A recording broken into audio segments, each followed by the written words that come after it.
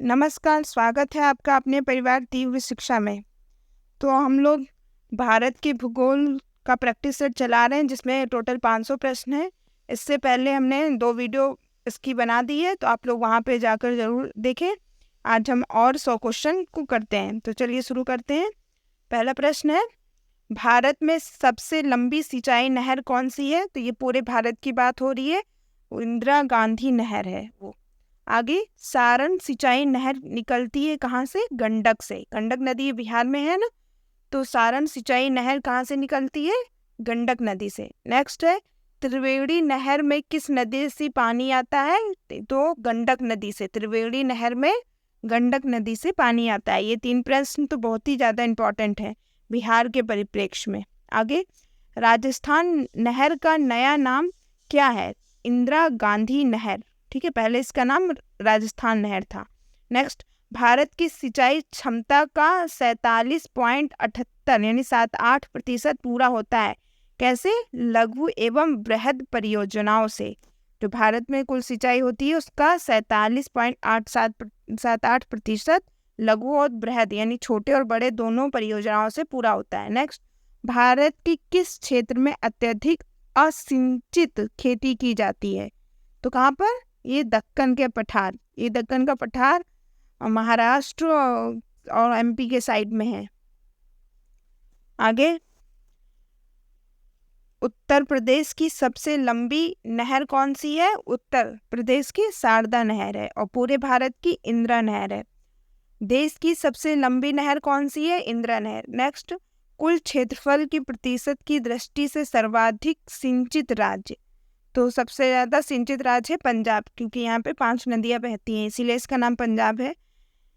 आगे, हरियाली योजना संबंधित है किससे? जल प्रबंधन से।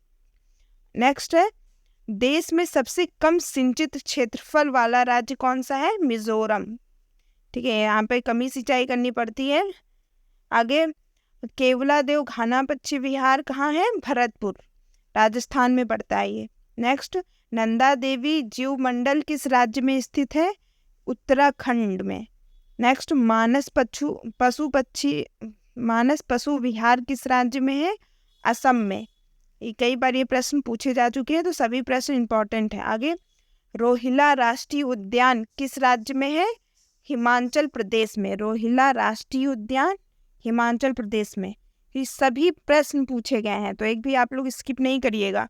आगे, किस राज्य में राष्ट्रीय उद्यान वैली ऑफ फ्लावर्स है? वो है उत्तराखंड में। नेक्स्ट, मधुमलाई पशु विहार प्रसिद्ध है किस लिए? व्याघ्रों के लिए यानी बाघ के लिए मधुमलाई पशु विहार प्रसिद्ध है। गिर राष्ट्रीय उद्यान जो एशियाई शेरों के लिए प्रसिद्ध है, कहाँ पर है? गुजरात में। नेक्स्ट, भारत का प्रथम राष्ट्रीय उद्यान कौन सा है?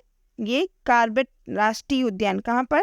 उत्तराखंड में। ये भारत का प्रथम राष्ट्रीय उद्यान है। आगे, भारत का प्रथम तितली उद्यान कहाँ पर स्थित है? ये न्यू क्वेश्चन। तो तितली उद्यान है बानरघट्टा जैविक उद्यान में, बेंगलुरु में ये पड़ता है। कौन सा उद्यान? तितली उद्यान बानरघट्टा जैविक उद्यान में, जो कि बेंगलुरु में है। नेक्स्ट, राजाजी राष्ट्रीय पार्क एक प्राकृतिक आवास है किसका? एशियाई हाथी का। राजाजी राष्ट्रीय पार्क एशियाई हाथियों के लिए एक प्राकृतिक आवास है। आगे, भारतीय प्राणी विज्ञान सर्वेक्षण की स्थापना कब और कहाँ की गई? इसकी स्थापना 1916 में कोलकाता में की गई। बहुत ही इंपॉर्टेंट है। भारतीय प्राणी विज्ञान सर्वेक्षण कहाँ पर है? 1916 में इसकी स्थापना की गई और ये कोलकाता में है। नेक्स्ट, भारतीय वनस्पति विभाग की स्थापना कब और कहाँ की गई? तो वनस्पति विभाग 1970 में इसकी स्थापना की गई और ये भी कोलकाता में है। ठीक है, प्राणी विभाग 1916, वनस्पति विभाग 1970, कोलकाता में। आगे, भारत में सबसे बड़ा बाघ अभ्यारण्य कहाँ है? वो है कार्बेट नेशनल पार्क, आपने पढ़ा ना, वही है। Next, national would fossil park कहाँ पर है? ये जैसलमेर में। National would fossil park Jaisalmer, Rajasthan में। आगे, दचिगम राष्ट्रीय उद्यान में मुख्य रूप से पाया जाता है कौन सा? तेंदुआ। ठीक है, तो दचिग्राम राष्ट्रीय उद्यान है, यहाँ पे तेंदुआ पाया जाता है। दचिग्राम राष्ट्रीय उद्यान कहाँ पर है? जम्मू कश्मीर में। आगे, भारतीय वनों में से किसमें से बाघ विलीन हो गए? तो अभी सरिस्का वाइल्ड लाइफ सेंचुरी है भरतपुर में, वहां से बाघ विलीन हो गए। नेक्स्ट, कौन एक टॉप स्लिप के नाम से जाना जाता है? तो टॉप स्लिप के नाम से इंदिरा गांधी राष्ट्रीय उद्यान को कहते हैं, ठीक है, जो कि इंदिरा गांधी के नाम पे पड़ा, इसी को टॉप स्लिप राष्ट्रीय उद्यान के नाम से भी जाना जाता है। आगे, बुक्सा बाघ परियोजना भारत के किस राज्य में स्थित है? कौन सा? बुक्सा बाघ पश्चिम बंगाल में, बुक्सा बाघ परियोजना पश्चिम बंगाल में। नेक्स्ट, विश्व वन्य जीव कोष का प्रतीक है लाल पांडा। आगे, जीव मंडल आरक्षित क्षेत्रों की पहली परियोजना स्कीम कौन सी है? वो है नीलगिरी जीव मंडल आरक्षित क्षेत्र। जीव मंडल आरक्षित क्षेत्रों की पहली परियोजना स्कीम कौन सी है? नीलगिरी जीव मंडल आरक्षित क्षेत्र, ध्यान रखिए। आगे, भारत में सर्वाधिक जैव विविधता पाई जाती है कहाँ पर? शांत घाटी में। शांत घाटी कहाँ है? केरला में। तो भारत में सर्वाधिक जैव विविधता शांत घाटी में पाई जाती है। Next, Bandipur project tiger reserve किस राज्य में स्थित है? कर्नाटक में। आगे, कान्हा राष्ट्रीय उद्यान कहाँ पर है? मध्य प्रदेश में। आगे, जिम कॉर्बेट राष्ट्रीय उद्यान उत्तराखंड में है। Next, Keibul Lamjao national park कहाँ पर है? ये मणिपुर में है। ये अभी ये क्वेश्चन बनने लगा है कि कैबुल लैमजाओ नेशनल पार्क मणिपुर में है। एक सींग वाला गैंडा निम्नलिखित प्रदेशों में से पाया जाता है, कहाँ पर? पश्चिम बंगाल और असम में। अगर आप असम सिर्फ ऑप्शन आए तो वहाँ पे भी आप टिक कर सकते हैं। एक सींग वाला गैंडे के लिए कौन सा प्रसिद्ध क्षेत्र है? पश्चिम बंगाल और असम। नेक्स्ट, रणथंभौर वन्य जीव अभ्यारण्य है, यह भारत के किस प्रदेश में है तथा किसके लिए प्रसिद्ध है? तो रणथंभौर कहाँ पर है? राजस्थान में है, और ये बब्बर शेरों के लिए फेमस है, ठीक है। आगे, प्रसिद्ध वृंदावन गार्डन कहाँ पर है? मैसूर में। वृंदावन गार्डन मैसूर। नेक्स्ट, कच्छ का रण क्षेत्र जाना जाता है किसके लिए? जंगली गधों के लिए। कच्छ का रण जंगली गधों के लिए जाना जाता है, जो कि गुजरात में है। नेक्स्ट, भारत में वन्य जीव संरक्षण अधिनियम लागू हुआ कब? 1972 में। आगे, विश्व की सबसे बड़ी जहाज रानी नहर कौन सी है? स्वेज नहर। नेक्स्ट, राइन नदी कैसी घाटी से होकर गुजरती है? तो ये भ्रंश घाटी से होकर राइन नदी गुजरती है। आगे, विश्व की सबसे बड़ी खारे जल की झील कौन सी है? कैस्पियन सागर। ये सारे प्रश्न आप लोगों ने सीटेट में देखे होंगे और ये आपके एग्जाम में भी आने की उम्मीद है, क्योंकि ईवीएस का भी पोर्शन आपके एग्जाम में जरूर आएगा। आगे, वायुमंडल में सर्वाधिक मात्रा में विद्यमान अक्रिय गैस कौन सी है? ऑर्गन। अक्रिय गैस है और सर्वाधिक मात्रा में पाया जाता है, तो कहाँ पर? वायुमंडल में। तो ये अक्रिय गैस कौन सी है? ऑर्गन। नेक्स्ट, किस मंडल को संवहन मंडल भी कहा जाता है? किसे? क्षोभ मंडल को। आगे, वायुमंडल की किस सतह के तापमान में बहुत अधिक उतार चढ़ाव नहीं होता? कहाँ पर? समताप मंडल में। इसलिए यहाँ पे वायुयान उड़ाए जाते हैं, क्योंकि यहाँ पे जो तापमान है वो एक जैसा रहता है। क्षोभ मंडल में सारी प्राकृतिक घटनाएं घटती हैं, तो इसलिए इसे संवहन मंडल भी कहा जाता है ना। 146 क्वेश्चन नंबर का। आगे, सबसे चमकीला ग्रह कौन सा है? शुक्र। और सांझ का तारा भी शुक्र को कहते हैं, पृथ्वी की बहन भी शुक्र को कहते हैं। आगे, भूमध्य रेखा से भारत के दक्षिण छोर की दूरी कितनी है? तो ये भूमध्य रेखा से बात की जा रही है, तो इसकी दक्षिण छोर यानी इंदिरा पॉइंट है ना, तो 876 किलोमीटर, ठीक है। भूमध्य रेखा से भारत की दक्षिण छोर की दूरी कितनी है? 876 किलोमीटर, ध्यान रखिएगा। आगे, भारत की स्थल सीमा कितनी है? तो टोटल 15,200 किलोमीटर स्थल सीमा, ठीक है। समुद्री सीमा की बात नहीं हो रही है, सिर्फ स्थल सीमा की बात हो रही है। तो भारत की स्थल सीमा की लंबाई कितनी है? 15,200 किलोमीटर। नेक्स्ट, कोकण तट कहाँ से कहाँ तक स्थित है? तो ये गोवा से दमन तक। गोवा से, गोवा किधर है? पश्चिम साइड है ना, तो गोवा से लेकर दमन तक कौन सा तट है? कोकण तट कहलाया था।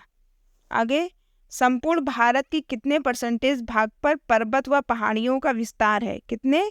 तो 10.6% भूभाग पर। तो इसको अच्छे से पढ़ लेते हैं। देखिए, भारत के कुल भूभाग के 10.6% भूभाग पर पर्वत हैं। कितना?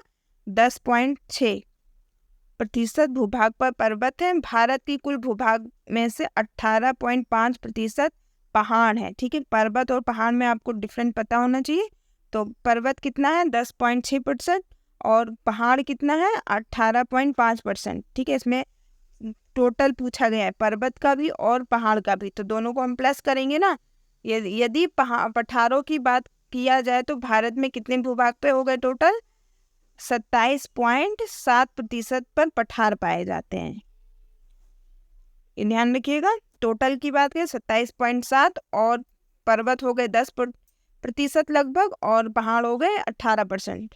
आगे, संपूर्ण भारत की कितने क्षेत्रफल मैदानी विस्तार है? तो 44%। ठीक है, पठारी विस्तार 27.7%, मैदानी विस्तार 44%। आगे, भारत में समुद्र तट रेखा वाले राज्यों की कितनी संख्या है? 9 राज्य हैं। आगे, किस राज्य की समुद्र तट रेखा सबसे लंबी है? गुजरात की। नेक्स्ट, कर्क रेखा कितने राज्यों से होकर गुजरती है? तो 8 राज्यों से। आगे, भूमध्य रेखा के निकट कौन सा स्थान है? इंदिरा पॉइंट। कितनी दूरी है भूमध्य रेखा से लेकर आखिरी तक? तो वो 876 किलोमीटर। अभी हमने पढ़ा भूमध्य रेखा से निकट स्थान कौन सा है? इंदिरा पॉइंट। आगे, इंदिरा पॉइंट कहाँ स्थित है? अंडमान निकोबार द्वीप समूह में। बहुत ही इंपॉर्टेंट प्रश्न है। इंदिरा पॉइंट कहाँ है? अंडमान निकोबार द्वीप समूह में। नेक्स्ट, किस राज्य में समुद्र तट रेखा सबसे छोटी है? गोवा की। सबसे लंबी? गुजरात की। आगे, भारत की स्थल सीमा किस देश के साथ सबसे ज्यादा है? तो हमारा पड़ोसी देश है ना, ये बांग्लादेश के साथ। आगे, भारत का कौन सा भू आकृतिक भाग प्राचीन है? ये प्रायद्वीपीय पठार, ये सबसे प्राचीन है। आगे, भारत की पूर्वी समुद्र तट को किस नाम से जाना जाता है? पूर्वी समुद्र तट को कोरोमंडल। अभी हमने कोकड़ तट पढ़ा था जो कि पश्चिमी तट था, कोरोमंडल पूर्वी तट को बोलते हैं, कोरोमंडल। ठीक है, बिहार भी हमारा पूर्व साइड है, तो जो उड़ीसा में लगता है ना समुद्र तट, वहां से लगता है, तो उसको कोरोमंडल तट बोलते हैं। नेक्स्ट, थार भूमि कहाँ है? तो ये राजस्थान में पाया जाता है, रेगिस्तान जिसको बोलते हैं, थार का रेगिस्तान। नेक्स्ट, भारत का कौन सा राज्य सबसे अधिक राज्य की सीमाओं को स्पर्श करता है? तो उत्तर प्रदेश, ये अधिकतर राज्य को ये टच करता है। नेक्स्ट, स्वतंत्रता से पहले कौन सा भारतीय क्षेत्र काला पानी के नाम से जाना जाता था? किसे हम काला पानी की जिसको सजा मिलती थी उसको वहीं पे भेज दिया जाता था। कहाँ पर? अंडमान और निकोबार द्वीप समूह में। नेक्स्ट, झांसी नगर उत्तर भारत की किस प्रदेश में है? तो उत्तर प्रदेश में है। झांसी नगर भारत कहाँ पर है? उत्तर प्रदेश। नेक्स्ट, भारत की सबसे लंबी सुरंग पीर पंजाल सुरंग किस राज्य में है? पीर पंजाल जम्मू कश्मीर में है। सबसे लंबी सुरंग है भारत की, तो भारत की सबसे लंबी सुरंग जिसका नाम क्या है? पीर पंजाल। ये कहाँ पर है? जम्मू एंड कश्मीर में। आगे, भारत और पाकिस्तान के बीच सीमा रेखा का निर्धारण किसने किया? ये इनका नाम था सर सिरिल जॉन रेडक्लिफ। इसीलिए भारत और पाकिस्तान के बीच जो रेखा खींची है उसको रेडक्लिफ रेखा के नाम से भी जानते हैं। तो सर सिरिल जॉन रेडक्लिफ इनका नाम है। नेक्स्ट है, भारत का कौन सा राज्य चीन, नेपाल और भूटान की सीमा को स्पर्श करता है? चीन से भी, भूटान से भी और नेपाल से, 3 देश हो गए ना, चीन, नेपाल, भूटान। ये सिक्किम राज्य है। आगे, सियाचिन ग्लेशियर भारत की किस राज्य में है? जम्मू कश्मीर में।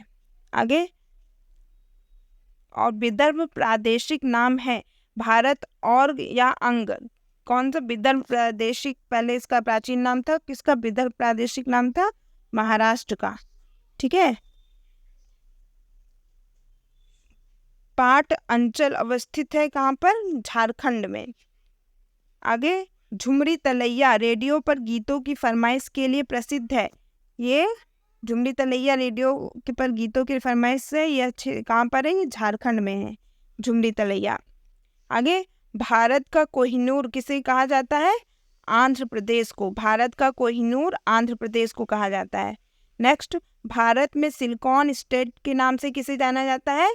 कर्नाटक को। नेक्स्ट है भारत में सिलिकॉन वैली कहाँ स्थित है? बेंगलुरु में। ठीक है, भारत में सिलिकॉन वैली बेंगलुरु में स्थित है। आगे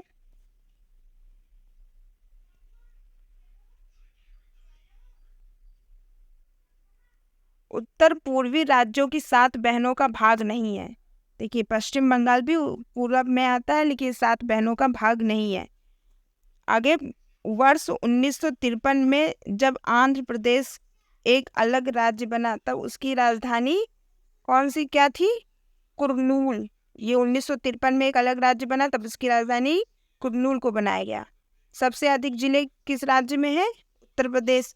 तेलंगाना राज्य की सीमा कौन कौन टच करेगा? तो देखिए आंध्र प्रदेश, कर्नाटक, महाराष्ट्र, छत्तीसगढ़। कितने राज्य हो गए? 4। आंध्र प्रदेश, कर्नाटक, महाराष्ट्र, छत्तीसगढ़ ये तेलंगाना सीमा को टच करते हैं।